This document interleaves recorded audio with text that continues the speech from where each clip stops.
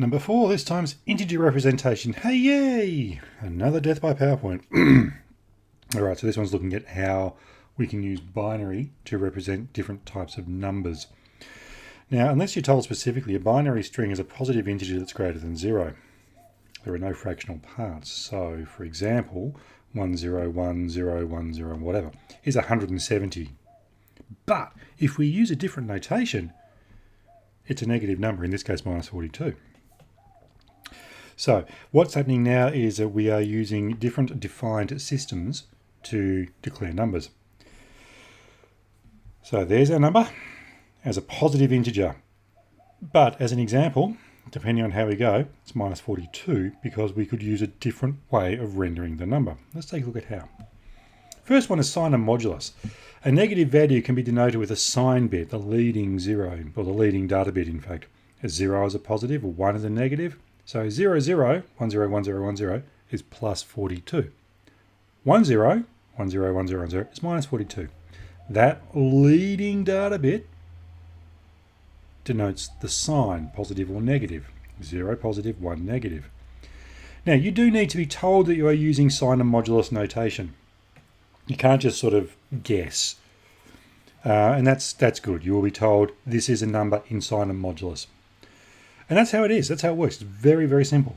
Now we're looking at whole numbers that can range between plus whatever and minus whatever.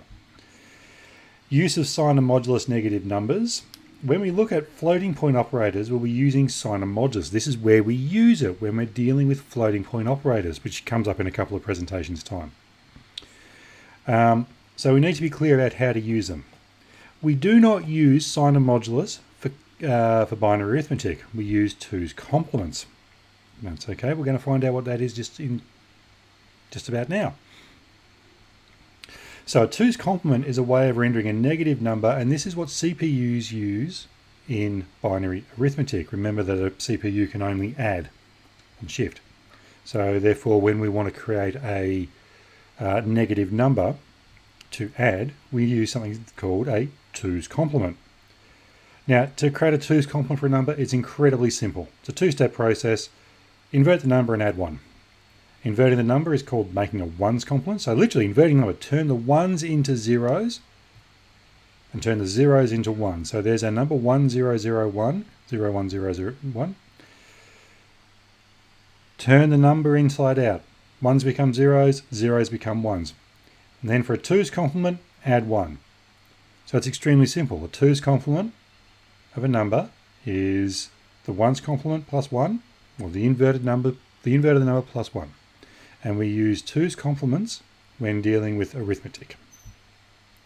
So turning minus 42 in base 10, that is to say that number we had before, into its 2's complement binary equivalent.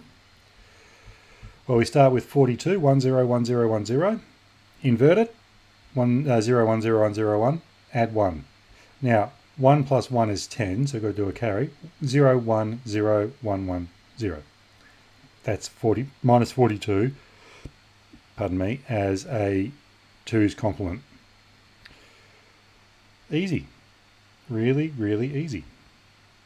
So, let's quickly sum it up. There are two types of negative numbers. You must be told which one you are going to use. You can't guess. Sign and modulus version, a leading 1 gives us a sign, and there's two values for 0.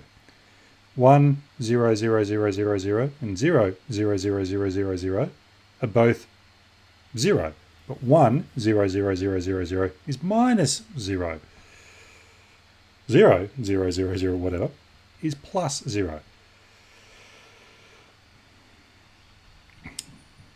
So, all of that aside, and we will actually talk more about the two values for 0 later on, we now have a way of rendering negative numbers. In fact, we have two ways of rendering negative numbers. One we use when it comes to dealing with floating point operators, which is coming up shortly, and one used in arithmetic. You'll always be told which one's which, and you'll never have to guess. But don't mix them up. So could you convert a decimal to a binary number to its sign and modulus negative or to its 2's complement negative? Well, yeah, you could actually. It's pretty easy.